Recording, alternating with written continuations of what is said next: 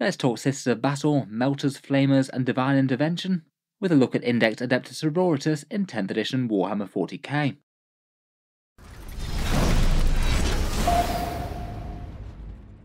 Hello and welcome back to Auspex Tactics, where today we're talking Sororitas with an overview of the Sisters Index in the new edition of Warhammer 40k. As with a whole load of armies, we've got some major shifts to their faction rules and the way they're going to be playing. I feel like perhaps my first take on the Sisters of Battle Index is that their core Miracle Dice mechanic, their supporting rules and stratagems seem fairly solid, but a lot of the datasheets feel a little bit less powerful, perhaps particularly melee things. Now we're coming down from everyone getting Bloody Rose melee benefits and the Sacred Rites for extra hits on 6s. They're still definitely looking like an interesting army. I think there's a fair bit of power here, but it seems that most people's early takes aren't really billing them to be one of the top factions of Warhammer 40k.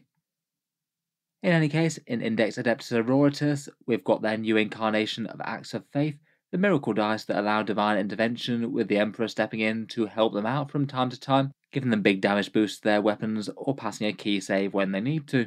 Their launch detachment is called the Hallowed Martyrs detachment. This one's got the Blood of the Martyrs special rule, which kind of feels like an Our Martyr Lady type rule. Their squads and vehicles get more dangerous as they take damage. That one's also got 6 stratagems and 4 enhancements. There's 32 datasheets, a couple of them have been consolidated, but most are fairly similar, and we also can put that together with the points costs from the Ministorum Field Manual, so it's kind of nice to actually be able to weigh up the points cost in comparison now.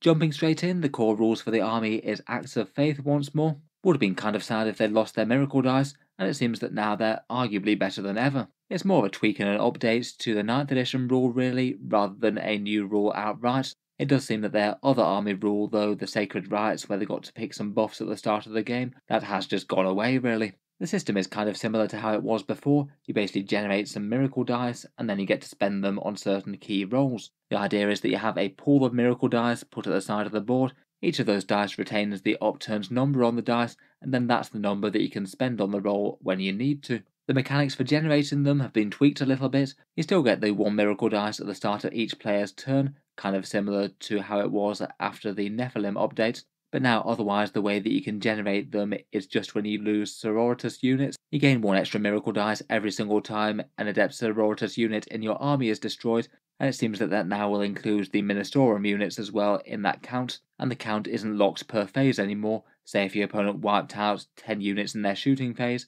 you'd be able to get 10 miracle dice, though probably just for the raw numbers of that would still probably be quite a bad thing. There are a fair few quite cheap units that you can field though. Might not be the worst to go a little bit more multiple small units to get more miracle dice on the table. It looks like the way to generate them from killing units has been moved to those Simulacrum units. The Simulacrum Imperialis allows you to generate miracle dice when you kill units, and there's other units that can generate some more, say for example the Battle Sister squad. In any case, regardless of source that you draw them from, you basically just roll a dice and then add it to your pool, keeping the number that's on top. Ideally you want 6s if at all possible. In general though, higher numbers are going to have more use for most rolls, but a few of them can be fed into other things like stratagems. Then when it comes to spending your miracle dice, you can perform Acts of Faith. Previously this was just limited to 1 act of faith per phase besides the Simulacrum units. Now just literally 1 unit can do 1 act of faith each phase. And I think that is kind of helpful. Just theoretically, if you had 3 different multi-melters, you could plug in a 6 to damage to each of those if you had them. It's done in basically the same way as it was before. Before you make a key roll, if it's that important that you need to succeed it, you can choose to sub in one of the dice for your pool. Say feed a 5 into a wound roll to guarantee a wound with a multi-melter, or feed in a 4 to a save roll to bounce off one of the enemy's attacks. The full list is Advanced Battle Shock, Charge Roll, Damage Roll, Hit Roll, Saving Throw, and Wound Roll. If you're doing a dice as part of a 2d6 roll, say for example a Charge or a Battle Shock test, you can only change 1 of the dice, not 2. Still could be enough to basically guarantee that you pass a test though.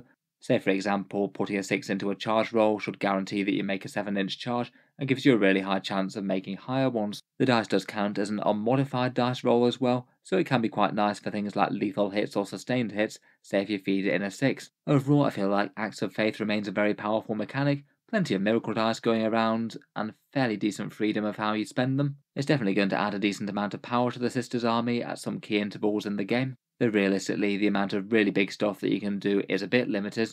If you get unlucky and roll some low numbers with the miracle dice, you're not going to get too much. Perhaps some of the most powerful things are trying to lock in some slightly higher charges, but maybe a little bit less reliably than before. Damage rolls of 6 are always going to be great against big high wound count monsters and vehicles, and auto-passing a key save against a really high damage gun again could be some pretty massive value there. And potentially for some units with 4+ invulnerable saves, that could be quite a good use for things like Force. With the change to leadership, feeding in 1s to leadership tests is going to be no longer possible. They're going to be kind of useless for the most part. Could be worth feeding very low numbers into other things that require miracle dice, things like stratagems or certain unit abilities. Next up, we've got the Hallowed Martyrs detachment. This one's the launch detachment for the Adepta Sororitas, and the way that they're going to be fielded until their codex comes out. The theme for this one very much feels like it's trying to be the Our Martyred Lady style detachment. The rule very much feels in keeping with them, and it basically gives you bonus damage to your injured squads and even big models as well now. I think that was perhaps one weakness of the previous Our Martyred Lady rule, as it only really impacted your squads and not your vehicles quite so much. The Blood of the Martyrs rule means that if your unit's below starting strength, you add 1 to the hit roll, and if the unit is below half strength, you also add 1 to the wound roll, both at range and melee. The core rules for below half strength do apply to monsters and individual vehicles and things, so that would apply to things like immolators for the sisters, but this rule also makes it clear that for individual miniatures like vehicles, if they've taken any damage at all, they do get that +1 to hit. Could be quite nice if you had some chip damage against your tank. Both of the rules are very solid damage increases, obviously better if you can get both of them, but kind of worse as you've already lost models. The +1 to hit rule is often going to be a 25% damage increase, not too bad for the models remaining if you're hitting on a 3+. The +1 to wound is going to be more valuable with things that are either lower strength or fighting higher toughness things. With the 10th edition toughness chart, I feel like most things would really quite like it against anything big and tough like monsters and vehicles. Things like Repentia and Zephyrim would enjoy it quite a bit.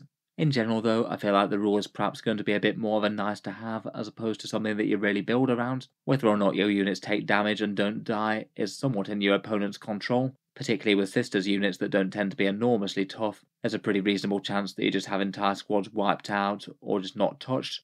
It's more going to be a bit of a reward if your opponent fails to kill the units. Even if you do get the +1 to hit and wound, sometimes it still might be not all that meaningful on certain units. If you've only got one model left that's got limited scope to do damage, it still might not matter all that much, but I think every so often when that applies to say a lone multi-melter, it will feel kind of nice. Overall it feels useful enough, not particularly reliable, but should come up from time to time, and I'd also bear in mind that your Ministorum units get this as well, not just the sisters. It could apply to casualties on an Arco-Flagellant squad now, for example. Stratagems next, and the Hallowed Martyrs detachment has 6 of them. The first one is 1 command point for Divine Intervention. This one's basically one that allows you to resurrect one of your Sisters of Battle on death. When a character is slain, you spend 1 command point and between 1 and 3 miracle dice, and your character returns at the end of the phase with as many wounds remaining as you've sacrificed in miracle dice. This seems like a pretty reasonable one to spend some 1s on. You can't do it on Celestine, who already has her own resurrection mechanics, and you can only do it once per game per character, but still this is a really nice thing to have, particularly say if your opponent kills one of your characters in the charge phase. It means that they'll get up next turn and be able to move, shoot, attack and charge. That sounds like it could be well worth it for 1 CP for the damage they might inflict. Could be kind of nice as well if a character was holding an objective on their own, they get gunned down and then they just stand back up and your opponent's too far away to charge them. Next up for 1 CP we've got Suffering and Sacrifice. This feels kind of similar to the Blood Angels Angel Sacrifice one. If your opponent's unit is in combat with multiple different sisters units, you spend this 1 command point 1, and then any enemy models that are in engagement range of that unit must attack your unit that's used this stratagem. They can't divide their attacks to other things. In general, this one's going to be quite nice if you have a really big enemy unit try and take down multiple sisters units, or if you decide to mob a really big scary unit with multiple of your own units. It means for 1 CP you could potentially have the massive enemy threat just completely take apart one tiny unit that would have died anyway, and leave hopefully your more valuable elites completely unscathed. Maybe say you've got a big 10-woman squad of Celestian Sacrosancts charging in, alongside perhaps some Ministorum Crusaders, and you force them to attack everything into the Crusaders, leaving the Sacrosancts completely unharmed. Definitely could give you some melee shenanigans that, with different sisters units working together, and it perhaps seems most powerful on really big stompy things like Imperial Knights, or anything else that's perhaps a single model in particular with a whole load of combat damage. Next up, for 1 CP, we've got Light of the Emperor. If you've got an injured unit, then for 1 command point, it can ignore any modifiers. Quite all-encompassing this one, it could be -1 to hit, -1 to wound, everything besides saving throws. You have to declare it in the command phase, so you do have to think a bit ahead, and it lasts until the end of the turn. Potentially this could be really quite powerful if you're facing enemies with multiple layers of debuffs. Could also counter the various movement phase modifiers that some units can hand out as well. It does feel a little bit on the situational side though. You have to have taken damage on the units to be able to trigger it in the first place. For 1 CP we've got Holy Rage as well. This one's 1 command point to get +1 to wound in melee. Nice simple and effective extra combat damage there. Looks like it'll be solid on things like Repentia or Zephyrim in particular. Just about any unit in combat though will definitely like that. I feel like that one's going to be a pretty reliable staple when you do make combat with certain units.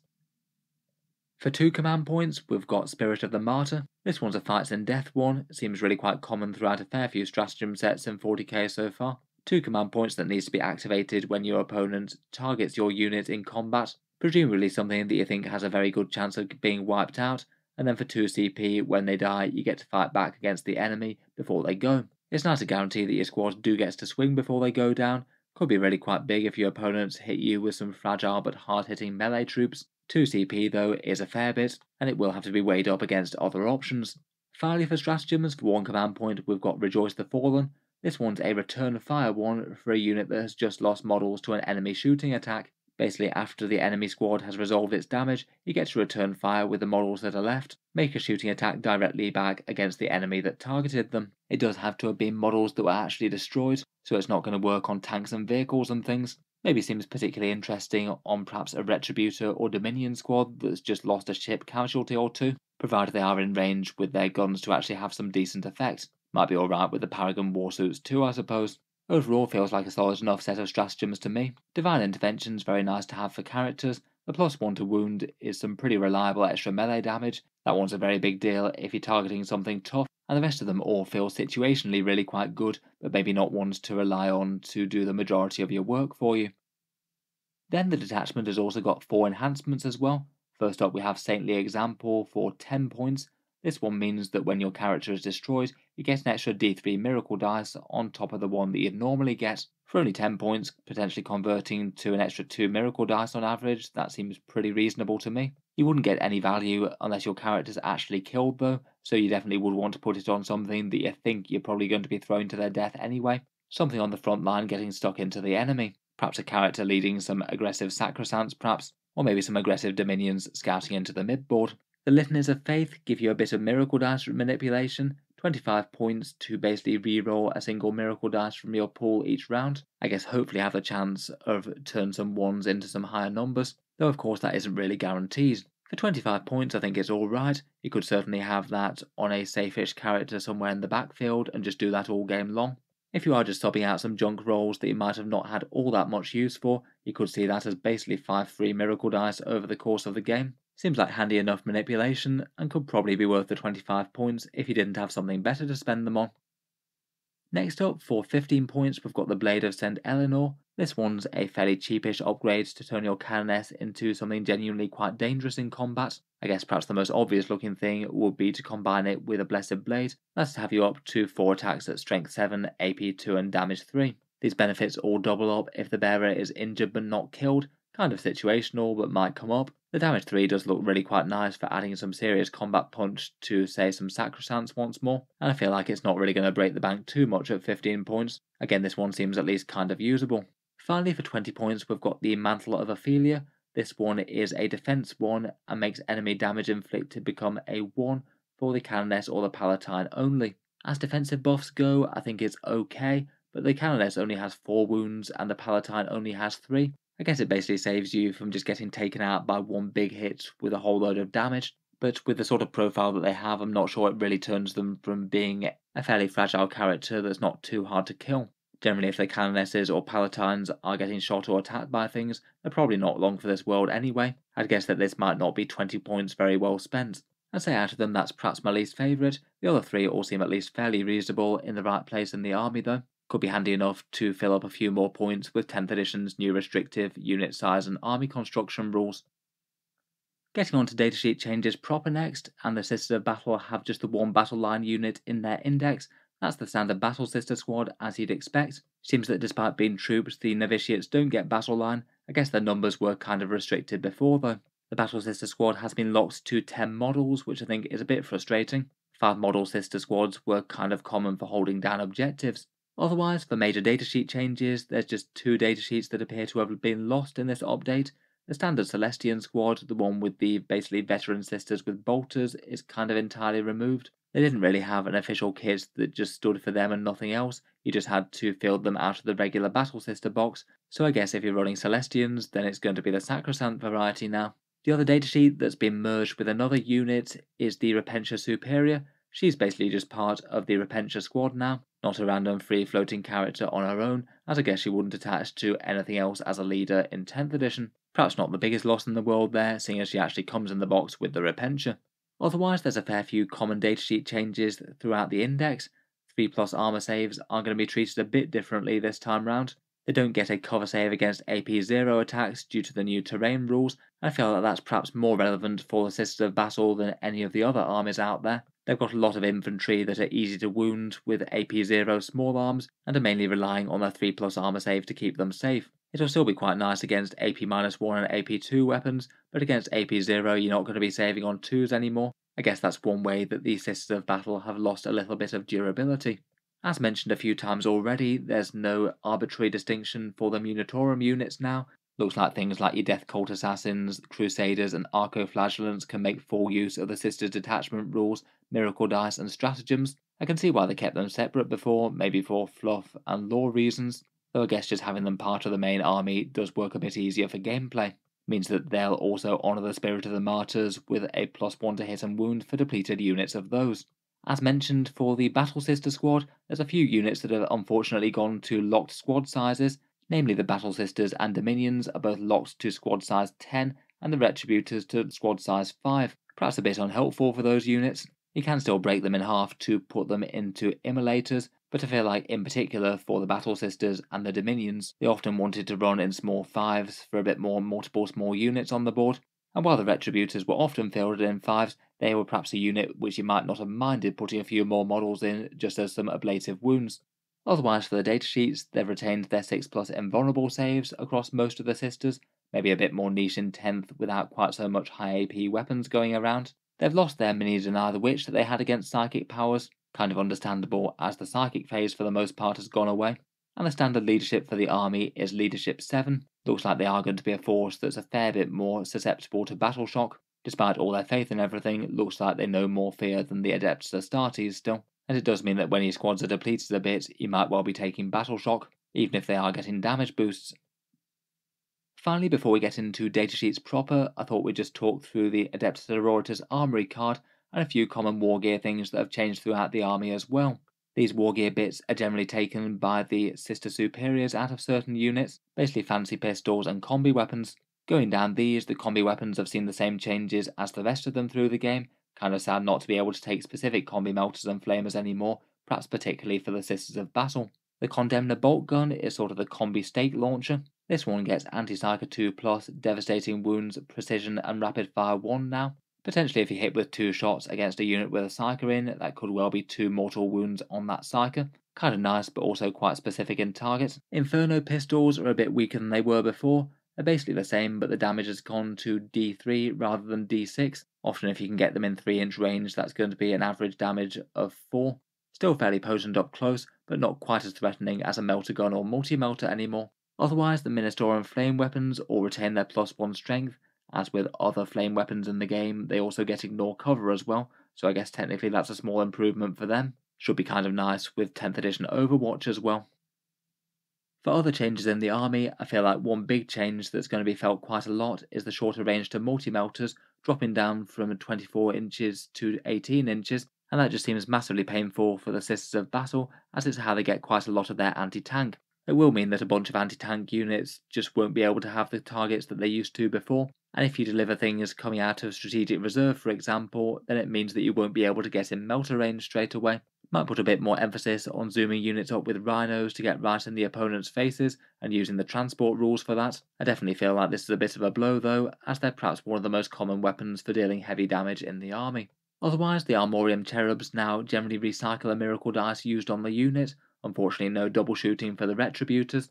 As mentioned with the Miracle Dice, the Simulacrum Imperialis is now a new way to farm Miracle Dice. If you've got one in the unit and your unit kills an enemy unit, he gets to roll another Miracle Dice and add it to your stash. Kind of nice enough to have, particularly in bigger units of the Dominions and the Battle Sisters, I suppose. They are free now after all, as is all Wargear.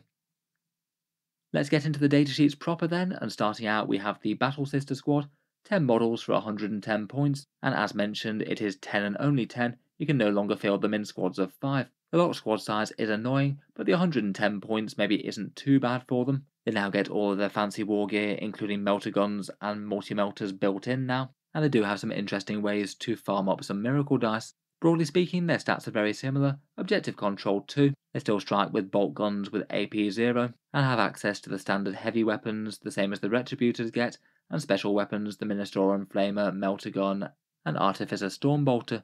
That's still damage 2, and no AP now though.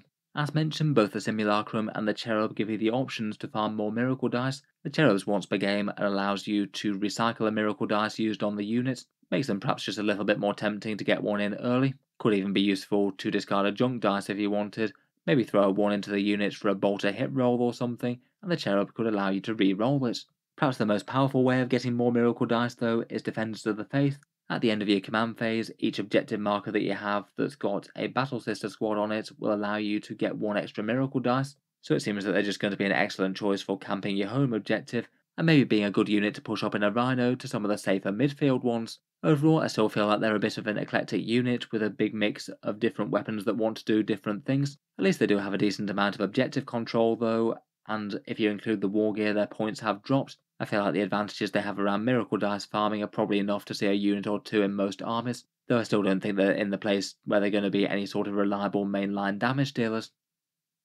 Otherwise, for the Sisters in Power Armor, we've got the Dominion squad, again locked to 10 models again. Not the most helpful in the world, as often they wanted to be in small squads with maximal special weapons. They're a bit more than the standard Battle Sisters, 130 points each, and trade out Objective Control 2 for the Scouts keyword, giving them a 6-inch move pre-game which they can convert to a transport. As before, they get their choice of 4 different special weapons, no restrictions on those, so you could go Quad Melter Gun or Quad Flamer potentially. I feel like Quad Melter's probably the most interesting, maybe jumping out of a Rhino, and their special thing is that all their guns get assault, including their bolters, which interestingly seem to have rapid fire too as well, so that means they'll get 3 shots with those at half range. I guess that's nice to have, seeing as you're now forced to take a whole load of girls with bolters as well, but even then does seem like a bit of a slightly weird pricey unit, and you've either got the choice of them basically being not really threatening to anything but infantry, or just not very focused at all and doing half anti-infantry and half anti-tank. Their special rule is to re-roll advanced rolls, so I guess at least they'll have some decent movement threats before being able to unload their weapons. Next up, we've got the Retributor squad, 130 points, and again locked to just the 5 miniatures now. Like the rest though, all war gear is free. You can load up on 4 multi-melters if you want to, and it won't cost you any extra. The stats are basically the same as the other sisters on foot, Objective Control 1, and as with the rest of them, they've got the similar sort of changes to their heavy weapons. Short range melters with strength 9 at only 18-inch range, heavy bolters gaining sustained hits, and then Ministorum heavy flamers gaining ignores cover. Even with the multi-melters being nerfed a bit though, I suspect they're probably still the way to go on Retributors. I guess the heavy flamers could be alright, just feels like you may be paying a bit of a premium for them now compared with say other places that you could mount them like Penitent Engines. As with the other 2 squads, the Cherubs no longer allow you to double fire a gun, they just instead allow you to farm a Miracle Dice if you use an Act of Faith on the unit, maybe quite a likely thing to happen given those melter weapons, and their unit special rule is just a flat damage buff called Storm of Retribution. It allows you to reroll wound rolls of 1 all the time, so they're just a little bit more punchy than multi-melters in, say, a Battle Sister squad would be. I have a feeling that they still might be usable, but probably not quite as good as previously. With 18-inch range, I feel like foot slogging just isn't going to be a great viable way to get them into battle. Probably going to need to make use of the new transport rules potentially, either out of a Rhino or an Immolator. Next up, we've got the Shield Veterans of the Sisters in the Celestian Sacrosancts. They're now 65 points for 5 of them, or 130 per 10, and you now get the bonus pistol on the Sacrosanct Superior for free, so she can take either a Plasma Inferno or Hand Flamer. The biggest change to their stat lines is they're a little bit less durable than they used to be. They used to have a 2+ save from those shields, now they only have a 3+, but the 4+ invulnerable save definitely means that they'll be a bit less tanky versus small arms. Their special rule is called Swarm Protectors. If a Canoness, Palatine, or Junitharita is in the unit, they get -1 to the wound roll for enemies targeting them, and that's really quite a nice debuff. Even things like big las cannons and overcharged plasma will be wounding on 3s, and against bolters and small arms it could be a bit better than that. Their combat damage is a bit more lackluster though. Quite a lot of combat weapons in 40k have been toned down in terms of AP. It seems though that the halberd mace with the 2 damage is now only strength 4, so it's really going to struggle with tougher targets. Their halberds have got better strength and AP at strength 5 and AP -2, but both of those stats are toned down as well. I still think they look like a pretty interesting unit though, potentially one of the more durable units alongside either a Canoness or Palatine, and both of those have some interesting buffs for leading the squad. And they also seem to be kind of nice with Astrid Thurger, who doesn't give them the defensive buff, but can make their melee a lot more dangerous. Jump Pack Sisters next, and first up we have the Seraphim squad, 70 or 140 points per model, a fair bit more expensive, but they did get their fun pistols rolled in for free now. Celestine can either lead these or the Dominions now if she wants to. Pistols wise, as we mentioned earlier, the Inferno pistols have been toned down a bit, only damage D3 and then melter 2 if they get within 3 inches, means they won't be quite as brutal against vehicles and things. And it still feels like maybe those Ministorum hand flamers might be some of the most interesting weapons in the unit, just belting out a whole bunch of strength 4 hits that auto hit. I feel like perhaps actually one of the biggest nerfs to the Seraphim is they've lost that deadly descent stratagem where they could basically come in and then double shoot a whole load of strength 4 shots out at everything. It was really quite a big deal when these could be throwing out something like 30 plus strength 4 hits on an average turn of shooting with 1 CP.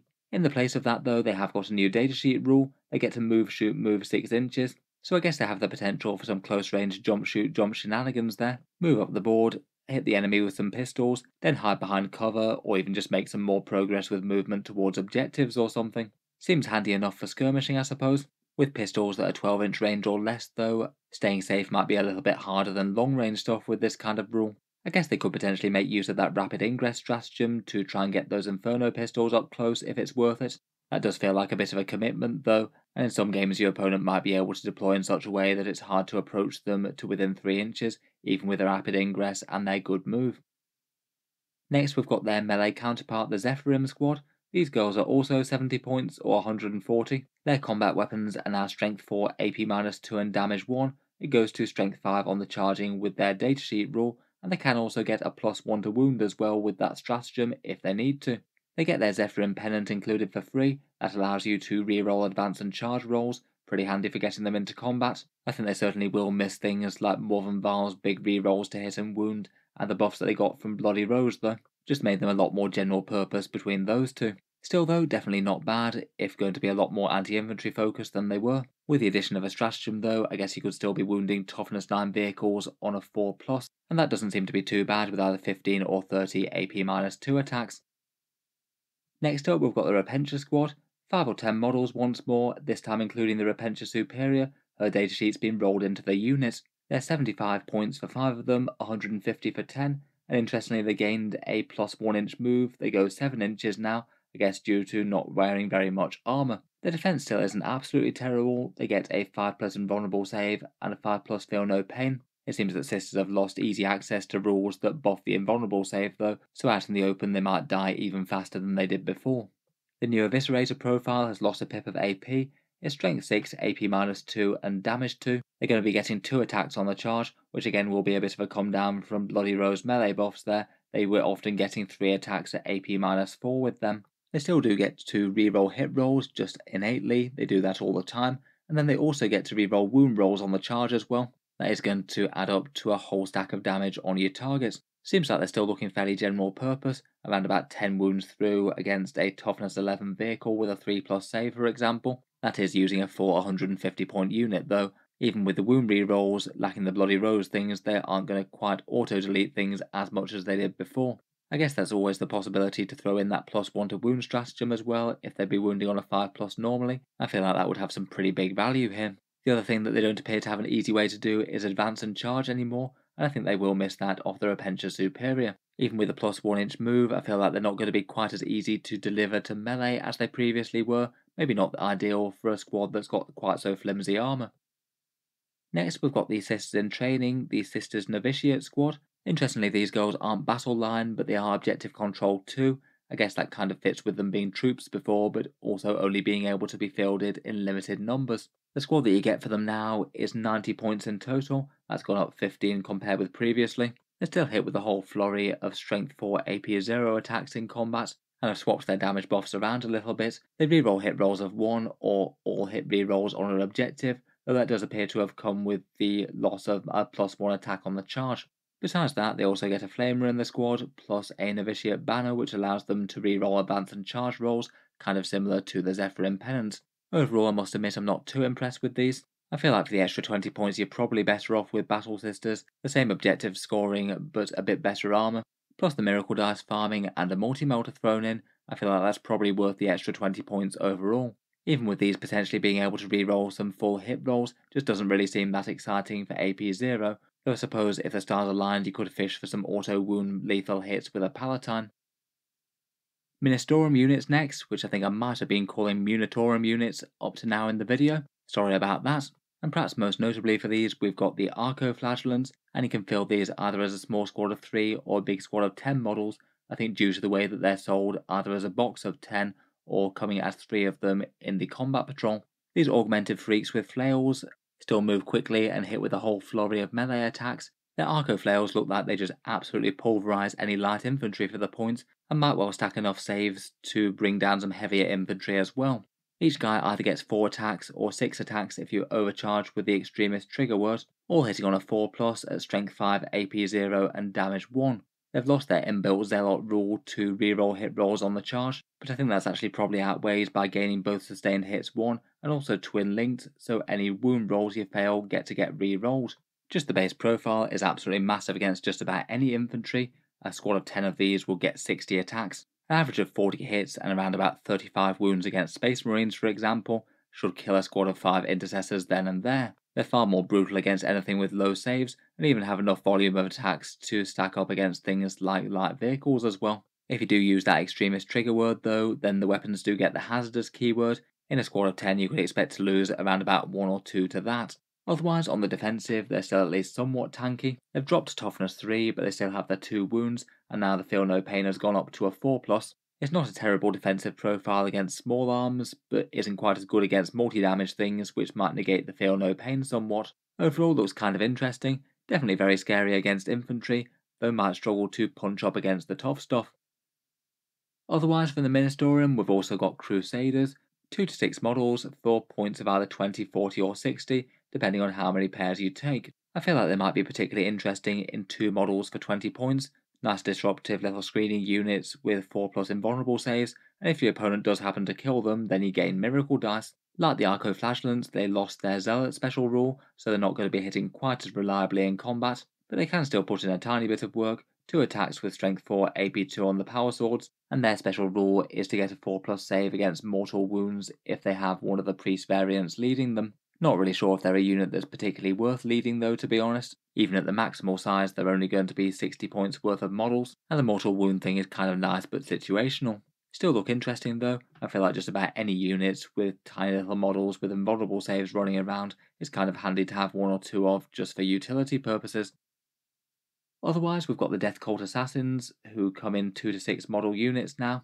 These are now significantly more expensive than the Crusaders. Rather than being basically 10 points per, they're now 17 points per pretty much. Their combat profile hasn't changed a whole load, 4 attacks hitting on a 2+, strength 4, AP 2 and damage 1. What they have gained though is the precision keyword on those attacks, so they could potentially do their job as assassins and kill some characters out of a unit if you get lucky. And their combat attacks also have fights first as well, could just make them kind of hard to deal with certain melee units that actually fear those AP2 blades. Again, might be handy enough, could be an opportunistic little ambush unit. I feel like they perhaps are a bit on the pricey side though, for just a toughness 3 model with a 5+ invulnerable save.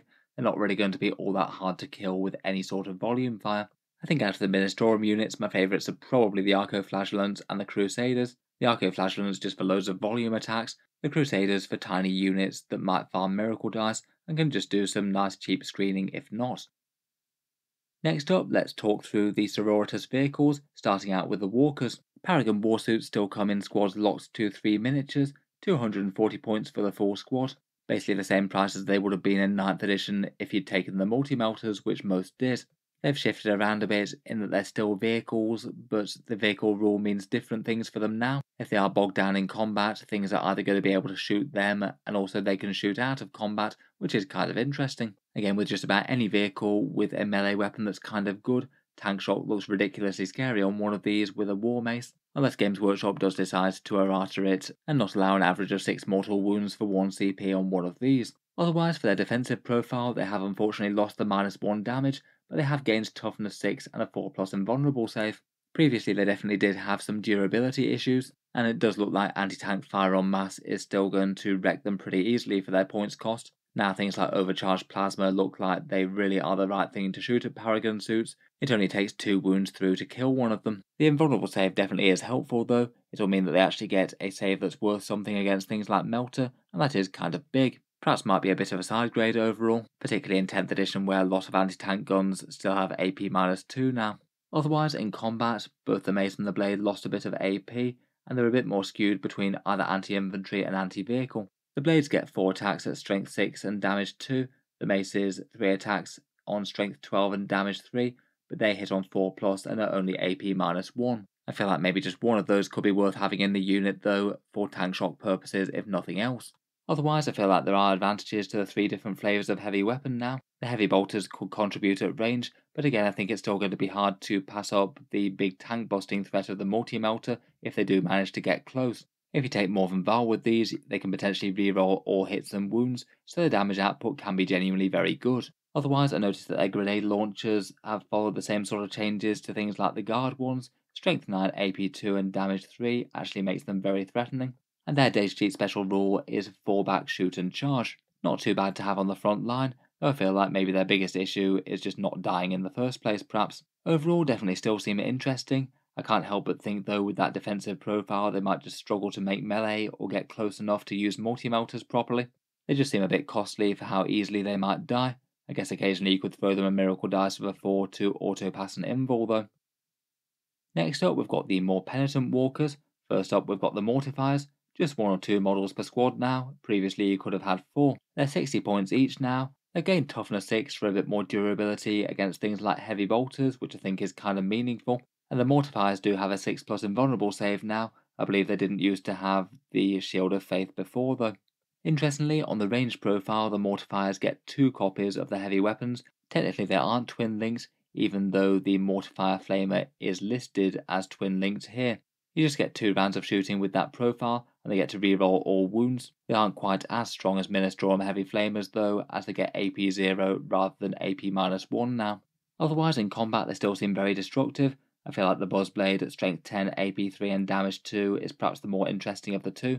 And then you've got the option of either giving it twin linked so you can reroll all wound rolls, or subbing one of them out for a penitent flail. That would then give you the choice of either an anti-tank profile or an anti-infantry profile, depending on what you're fighting. Otherwise, they've still got a 5+ feel no pain type save. You can still make one of them an Anchorite for a 3+ save, and their special rule is called Anguish of the Unredeemed. When they make a charge, you get sustained hits 1. A pretty nice boost to their combat there, though overall their special rules are probably a downgrade to their melee. They no longer have any rule to allow them to deal damage and death, and they also lost their Zealot style rule, reroll all hit rolls in the first round of combat.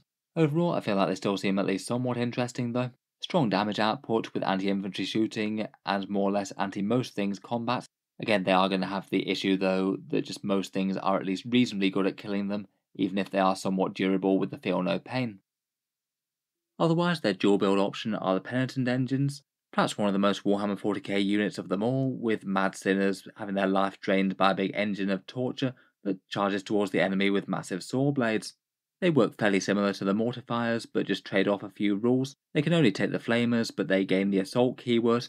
They just get the 1 copy of the gun, but it's 2d6 hits, and they only hit on 4s in combat, but they get sustained hits 1 all the time, not just on the charge. The biggest deal for these guys though is their Endless Suffering special rule, which for some reason allows them to charge in a turn that they advance. Definitely means that they've got a lot more melee threat range. On average you're making a charge at 18 inches away into the enemy, so that is kind of scary. I guess depends on whether you want an engine that's maybe a bit more balanced and does some long range shooting with heavy bolters, or just to throw the engines at the enemy and charge them at long range.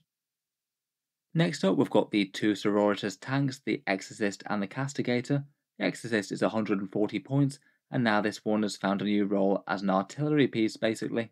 For the most part its stat line isn't that changed, lost a tiny bit of movement, gained a free hunter killer missile with a big scary strength 14, but by far the most interesting thing is the new rule for the Exorcist missile launcher. This one fires out d6 plus 2 shots, a strength 10 AP minus 2 damage d6, 36-inch range, and indirect fire so it ignores line of sight. That's a fairly scary weapon profile to have on an ignore line of sight weapon, and if it stays still it can also be heavy as well, so you'll still hit on 3s. It can swap out those very good missiles for some conflagration rockets to give you a bunch of anti-infantry shots. I think realistically though, even if that is a bit better against a few targets, having the big anti-tank missiles that can just about threaten everything a little bit is almost certainly going to be the way to go. I feel like the damage that they can do seems interesting enough to have 1 or 2 in the army. They also come with a rule as well to get +1 leadership to nearby infantry, which I guess is kind of helpful, and that might actually come up occasionally if they're sitting out of line of sight behind a ruin or something. Overall seems pretty nice, and they can always just go for direct fire mode on the missile launchers as well to not lose the AP. Sometimes it might just be preferable to get more mass damage against enemy tanks. Otherwise, we've got the Sisters sort of Predator tank, the Castigator, 150 points with all the upgrades included now, either a battle cannon or an auto cannon on the top gun, with a trio of heavy bolters to back it up. Weapons wise, both of the main gun profiles have been shifted a bit. The Castigator autocannons get 4 shots at strength 9, AP 1 and damage 3 at 48 inches. All of those are twin linked, so you get to re-roll the wound roll, and you also get an extra 4 shots if you're within 24 inches due to rapid fire 4. To me that does seem like a pretty decent generalist profile. Re-rolling wound rolls will allow you to punch up pretty nicely against enemy armour if you can keep within 24-inch range. The autocannon also gets to re-roll hit rolls against infantry. Compare with that, I feel like the battle cannon just generally doesn't compete quite as well. D6 plus 3 shots, so it is a bit more reliable out to long 48-inch range. It does ignore cover, which will be pretty helpful in 10th edition with quite dense boards and gaining cover very easily. And the battle cannon gets to re-roll hit rolls against vehicles as well, so it's got a bit more of a niche there. Between the two of them, I feel like the boosted shots at 24 inches plus 4 wound re-rolls probably just about win it for the autocannons for me. Ignoring cover is quite a big deal for the battle cannon though, and the blast rule doesn't hurt either. The Castigator's special rule is to cause a battle shock test against the unit that it fired against with its big gun, so I guess that's a nice to have as well. Overall seems like some fairly solid generalist and semi-long range firepower for the Sisters. Might be a datasheet to consider a bit more now the multi-melters have lost so much range. Next up we've got the Immolator, 130 points, so a decent amount more than it was. Even if you took the most expensive loadout with the multi-melters, this would still cost more than that, and I'd argue that the firepower has been nerfed really quite a bit for every single weapon, as rather than getting double the shots now, they all have twin linked instead.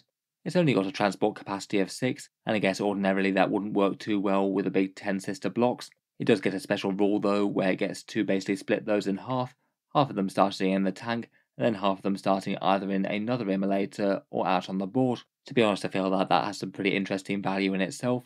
You could split a Battle Sister squad in half, and have half of them sit on your home objective, half of them go out towards the midfield in this tank. Otherwise, while the immolator's own guns are perhaps a bit more underwhelming than they were, it does have really quite a nice special rule to buff the shooting of a unit that just disembarks. It's got one of the rules where if it combines fire with the disembarking unit gets to re-roll the wound rolls against that target. Could be very nice for strength 9 multi-melters with retributors maybe, or even just melter guns with dominions. I think it's definitely got its advantages, but it does seem really quite pricey now. 130 points is more than I might have hoped for this. On the other hand, I feel like relative to 9th edition, the Sororitas Rhino has basically had almost nothing but good news. It still remains 80 points, so it's nice and cheap.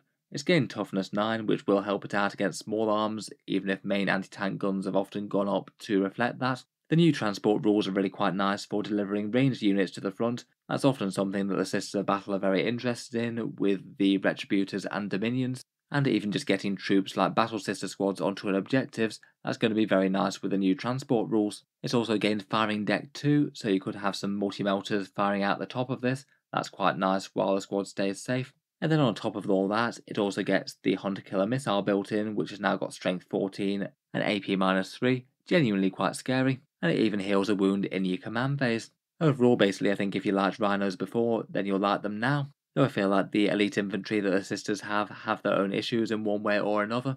The Rhino definitely seems like it's one of the best ways to get them where they are, and get them either into melee or onto objectives or in range for shooting. Next up, we've got the Sisters of Battle characters. We'll start with all the generic picks for infantry support characters, and then talk about their unique epic heroes. First up, we've got the Canoness for 60 points. She can either lead the standard Battle Sister squad or the Celestian Sacrosants. Kind of surprised that she's quite so limited in which sort of squad she can join. Just seems surprising that she can't lead the Dominions and the Sisters Novitiate, particularly when the Palatine can. I think Retributors would have really liked her rerolls as well, but sadly that's not to be either. Wargear wise, her choices are complicated and kind of limited as per the model. The upshot of it is that she gets some supporting gear, but basically one of these 4 choices. Perhaps the more exciting bits. The Blessed Blade is Strength 6, AP 2 and Damage 2. She gets to attack with 3 attacks with that. Really quite punchy melee there, and might slay a Space Marine. The Null Rod gives her unit a 4+ save against psychic attacks. A bit niche, but not unhelpful to have, given that there's a fair few of them flying around in 10th. Her Rod of Office might be one of the most powerful upgrades, that allows her to have a chance of farming command points when you target the bearer's unit with a stratagem, or a 4+ when you do so you gain 1 CP. Maybe could make you feel a bit better about using that +1 to wound with the Sacrosant squad perhaps. Finally, she has a Brazier of Holy Fire. That one is a single shot torrent attack at Strength 6, AP -1 and Damage 2. Really quite a punchy flamer profile, but only once per battle. Between those, I could see the arguments for most of them really. I think Games Workshop has managed to keep it at least somewhat balanced. I feel like maybe the Blessed Blade might be a particularly interesting one though, if she is going for leading some Sacrosants that are wanting to get themselves in melee. Maybe the Brazier could be an interesting one if she's supporting a more shooting unit, like some Sisters of Battle getting out of a Rhino. Talking of supporting though, she does give really quite a nice boost to the squad. 4 rerolls to hit for the unit, both at range and in combat. It's a very nice damage buff, usually going to be around 33% extra damage to the squad that she's leading, and she will be able to reroll her own hits with that as well while she's leading a unit, which certainly doesn't hurt. Once per game she can also trigger a 2+ invulnerable save for herself as well. That could make her really quite an annoying unit to remove once the squad is dead, particularly between that and the chance to resurrect her after death with that stratagem and sacrificing a miracle dice. Overall seems at least fairly efficient, 60 points with a little bit of combat threat, and full hit rerolls for your unit. Otherwise, the Palatine, basically the Sister's Lieutenant, is 55 points. She's a bit more flexible in the units that she can lead, either the Battle Sister Squad, the Sacrosants, the Dominion Squad, or the Sister's Novitiate. Unfortunately, unlike the Space Marine Captain and Lieutenant, it looks like you can't join both of these into the same squad right now. Quite a lot of the other support characters can either join a squad led by a Canoness or by a Palatine, but the Palatine can't join the Canoness. The Palatine gets Scout 6 inches, so I guess that means she can still move forward if she's leading some Dominions. Wargear wise, she's still got a Plasma Pistol, and the Palatine Blade has gone to Damage 2 now, so it's not quite as underwhelming as a combat weapon. Her boost to the unit is that the unit gets lethal hits both at range and in melee, 6s to hit auto wounding, kind of helpful for most of the units I guess, maybe most so for the Celestian Sacrosants with those maces perhaps. Strength 4, AP -1 and Damage 2 would very much like to auto wound if it can.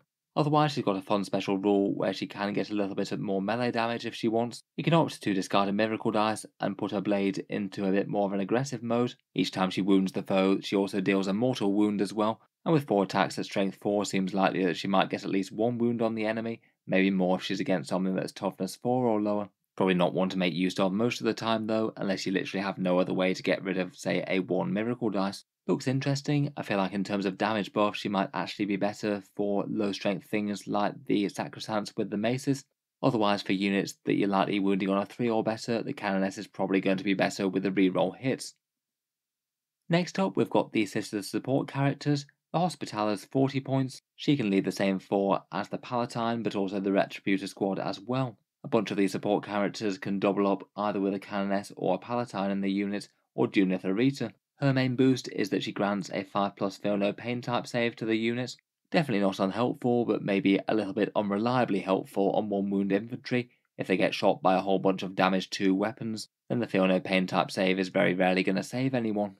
Her other boost is that she can heal an infantry character for 3 wounds in the end of the movement phase. I guess handy enough if your unit's taking damage against enemy sniper fire or something, or maybe that could pair well with Junith Arita, who might well be tanky enough to survive some damage and need healing, but I can't help but think that that rule's going to come up kind of rarely. I guess perhaps if you're using the Triumph of St. Catherine, that could be an interesting enough one to heal. That does have a lot of wounds, so it might get injured but not killed. Overall seems alright. Perhaps if you both got a unit that wants the 5+ feel no pain, and also the Triumph of St. Catherine on the board, maybe that would be a good place to field a Hospitaller in that list. Next up, we've got the Dog Martyr for 50 points. She can lead most of the standard units, but not the novitiates for some reason. I really feel like they've just chosen which squads each unit can lead more by their rules than anything else. It does feel a bit arbitrary which ones certain units can join and which ones can't. She still has her damage 2 mace, this time with AP -1 though, and while her previous litany style things are now gone, she does still give a trio of buffs. The squad gets leadership 6, the squad also gets +1 objective control as well, maybe not too bad for things like Sacrosants fighting in the midfield. And if the enemy needs to take battle shock or leadership tests near her, she also has an aura of -1 leadership for enemies within 6 inches. Like the Hospitaller, she can be attached to a Battle Sister squad if it's alongside a Canoness, Palatine, or Junith.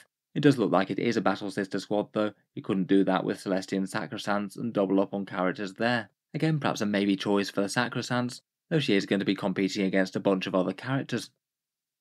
Next up, we've got the Imagifier. She can lead the Battle Sister squad, the Sacrosants, the Dominions, or the Retributors, and her job in the unit seems to be to make them tougher, giving them either a 4+ invulnerable save for most of the units, or making the Celestian Sacrosants have a 2+ armor save instead. So I guess she still has some good value for them against small arms, and particularly if they can get in cover. I guess a 40 points seems okay for perhaps a Battle Sister squad moving into the midfield to try and take an objective. I still feel though, even with a 4+ invulnerable save, they're still going to be at least somewhat fragile to enemy shooting. Between cover and a lot of weapons being AP -2, it might not make quite as big a difference as it might have in the past. Otherwise, she's also got a special ability to try and make your miracle dice a bit better when nearby units are killed. If a unit's destroyed within 12 inches of her, you get to re-roll the miracle dice. If you don't like the result that you got the first time round, hopefully get a few more high rolls on the go. Next up, we've got the Dialogus. 35 points, and it looks like she's got the full list of Foot Sisters infantry squads. All of them do seem to be locked out of leading the Repentia.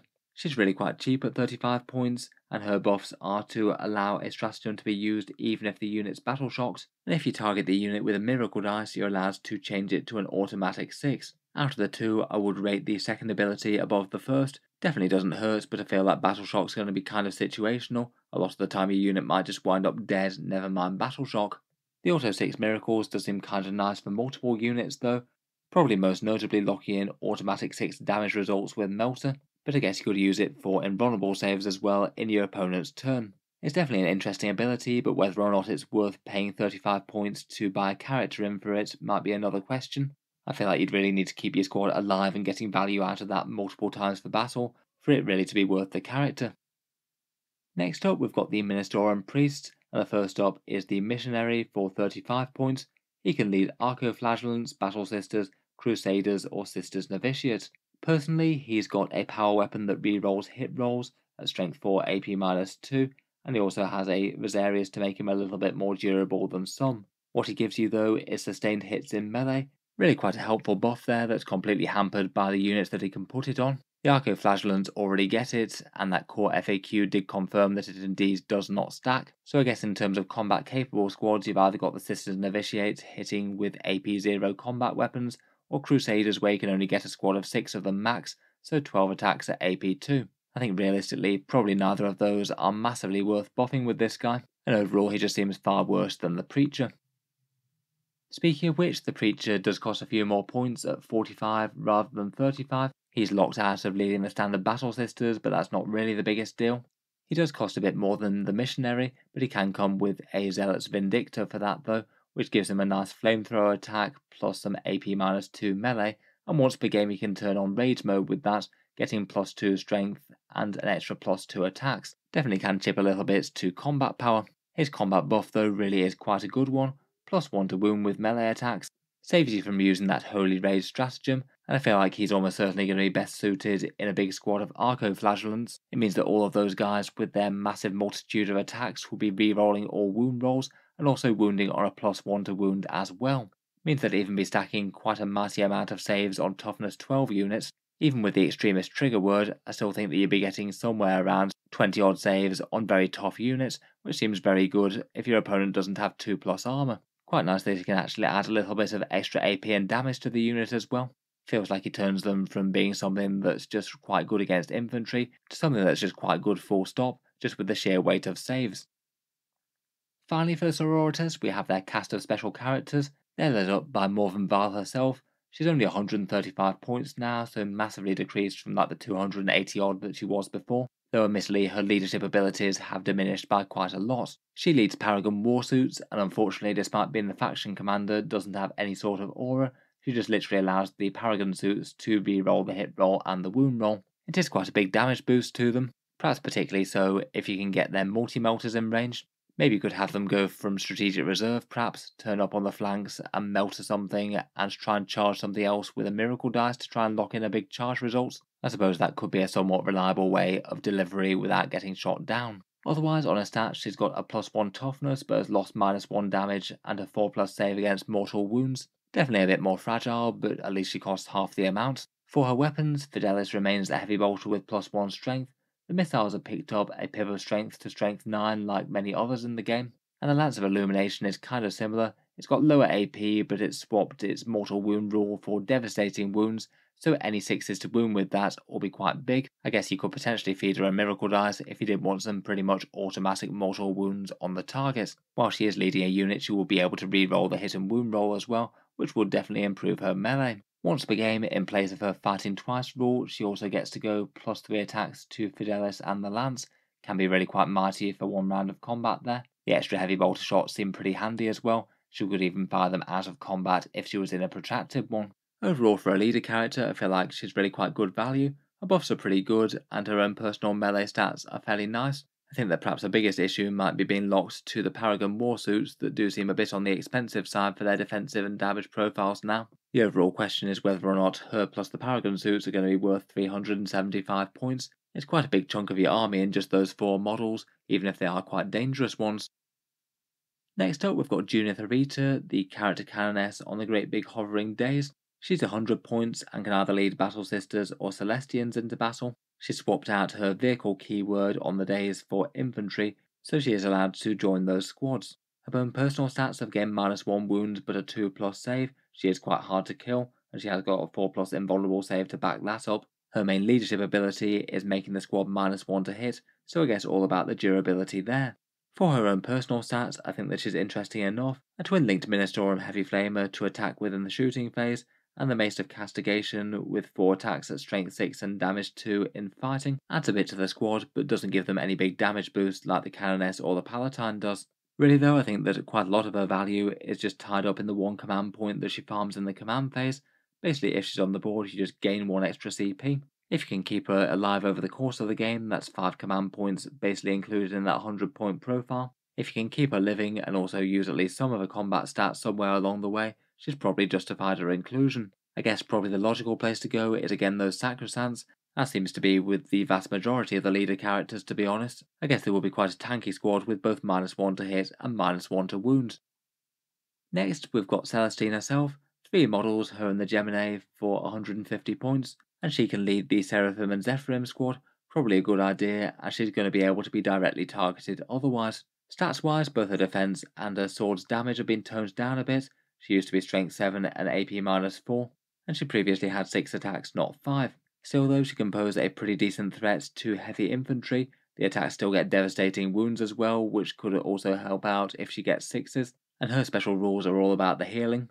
A slain Gemini model gets to resurrect at the start of each command phase. She gets a 4+ feel no pain against snipers and things if the Gemini are in the same squad, and she gets her signature 2+ to revive at the end of the phase that she's killed, coming back to the board to rise again and attack once more. Again, hopefully if the opponent can't deal damage to her in both the shooting and the fight phase, that should put her in good stead to wreak some carnage in the next turn. Otherwise, she has lost that 6+ invulnerable save she used to give to other Imperium infantry, and the warlord traits to boost the invulnerable saves of nearby sisters has also gone. Overall, I guess feels like a somewhat proportionate decrease. She has lost a lot of abilities, but has gone down a fair few points as well. I guess perhaps could be interesting to bring some multi-damage threats to a big squad of Zephyrim. Could be really interesting to have her leading the unit and give them +1 to wound with a stratagem. Next up, we've got the Triumph of St. Catherine, who's also 150 points, the Fairly Mad Sisters funeral procession with all the relics. Looks like you can still fill this individually, but it also can lead the Battle Sister squad, giving you a few more ablative wounds to tank damage with before the main Triumph starts to take hits. It does have 18 wounds and a 4+ invulnerable save though, so will take a bit of chewing through from most opponents' firepower. In combat it hits with a whole flurry of anti-infantry attacks, 18 attacks at strength 5, AP 2 and damage 1, one consolidated melee profile there, and they do get a few fewer attacks if the model degrades. The relic rule's been reinterpreted a bit. You get 6 relics to choose from at the start of the battle round, and then you're able to pick 2 of them and use the abilities during the turn. The ones that you can go for are nearby dead units generating automatic 6s on miracle dice. Maybe seems alright if it looks like your opponent's going to kill a bunch of stuff next turn. A +1 leadership aura to help out a bit against battle shock, allowing units to do multiple acts of faith rather than just one. A +1 attack to rapid fire weapons, basically mainly bolters, but I suppose it would also apply to the castigator tank weirdly enough. A 6+ feel no pain type aura, and it does look like that would affect the Triumph itself. And finally an aura of lethal hits on melee weapons to help all of those relic weapons punch up against tough targets. Overall, out of those, I feel like a lot of them could apply situationally. Perhaps the most reliable looking value looks like it could come from the 6+ feel no pain and the lethal hits though. Both of those do seem like solid boosts both to the Triumph itself and any nearby squads. Overall doesn't seem too bad for 150 points, definitely looks like a big annoying model that your opponent would actually have to focus with a bunch of firepower if they want to put down. Next up we've got Ephrael Stern the Demonofuge and Kaiganil, her Harlequin ally in the fight against Chaos. These are quite a lot cheaper now, and maybe again like Celestine have lost a fair few abilities. Previously they were 120 for the pair, now they're just 80. They work as a lone operative unit with deep strike, always kind of interesting to have lone operatives about, as they can't be shot greater than 12 inches away.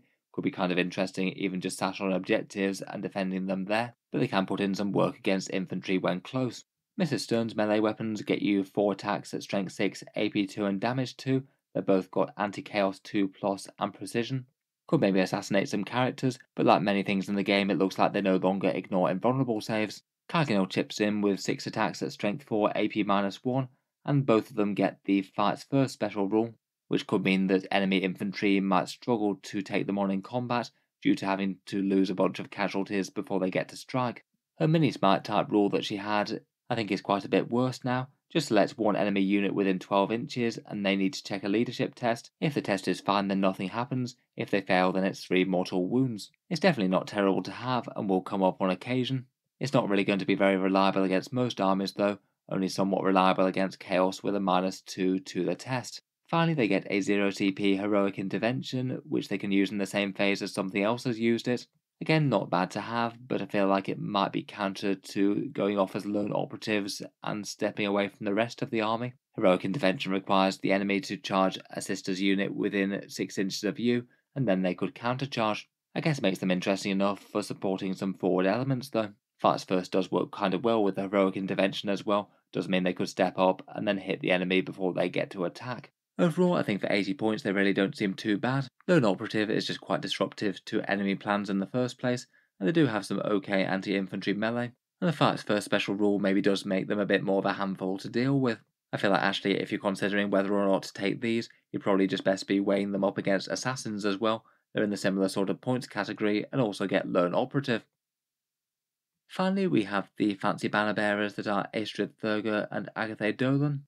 2 models that were thoroughly underwhelming in the previous Sisters decks, perhaps being one of the worst units in the Codex, though now they do seem kind of interesting. They can lead the Battle Sisters, Celestian Sacrosants, Dominions or Retributors, and they do add a little bit of combat threat to the unit, 4 attacks with strength 5 and AP-2 from the Blade of Vigil. The thing that they grant the unit though is combat weapons getting devastating wounds, really quite nice for the Sacrosants in particular, and perhaps in particular for the maces that are damage 2 and AP-1. Seems like with their volume of attacks you'd at least be able to get a few mortal wounds through, maybe more if you locked in one with a miracle dice. Speaking of which, you could potentially turn a 5 into a 6 with her other boost. If you use a miracle dice on the bearer's unit, they're allowed to improve the number by 1 that they have captured at 6 to stop you making use of a mythical 7 miracle dice. Overall, I feel like devastating wounds on the Sacrosants looks very interesting, even if they don't trigger the -1 to wound buff. I guess you'd just be having a squad that's a lot more specs for dealing mass damage. The rest of them just don't really seem like great targets though, none of the rest are particularly interesting in combat. They could help out, but without 2 attacks or damage 2 weapons just seems a little bit more pointless. Overall though, these do seem much improved, could be interesting with Sacrosancts. Overall for the characters, I feel like a fair few of them do feel like fairly good value. Perhaps Junior Thorita for the farming command points automatically each turn, plus a little bit of her own personal combat threat. Ephrael Stern looks annoyingly disruptive with the lone operative, and Junior Thorita for the mortal wounds looks nice. Morven Val also looks really quite good just for her raw stats alone, but now coming for guaranteed ties to some really quite pricey Paragon warsuits might just make you think twice. Otherwise, plenty of interesting choices just out of the generic characters, maybe the Palatine and Canoness being some of the most interesting ones just for easy damage boosts. Overall, I feel like Sisters are still going to be an interesting army to play. I feel like a lot of their units really are quite fragile and don't hit quite as hard now they've lost the big combat boost that Bloody Rose was giving them, but they are supported by some fairly powerful rules. Miracle Dash remain pretty excellent, and it looks like they're about as easy to spam as they ever were. The +1 to wound stratagem and reviving characters are both quite nice as well, plus the enhancements seem usable. I feel like list building might be a bit on the tricky side though. Anti-tank might be a bit harder to deliver to the enemy with multi-melters losing the range. I guess we're probably going to see a fair few Sisters infantry units hiding out in rhinos and zooming up towards the enemy, perhaps supported by some castigators and exorcists. I'll be interested to hear which of these units are making you most interested for including them in your army so far though. Let me know your thoughts on the new Adepta Sororitas rules down in the comments. If you've enjoyed the video, then feel free to subscribe to Auspex Tactics. I'll certainly keep the regular 40k videos coming. I do tend to post new ones just about every day. Finally, if you have been enjoying all the videos on the channel, I would just like to mention that Auspex Tactics does have a Patreon page as well, and you can find that links down in the video description below if you'd like to help support. Channel patrons do get a fair few advantages, seeing certain videos early, regular votes to see what sort of things happen next on the channel, and automatic entry into the regular prize giveaways with a chance to win some big model kits each month. If any of that sounds good to you, or you'd just like to help support, the link is down in the video description. In any case, a massive thank you for listening, and I'll hope to see you guys next time.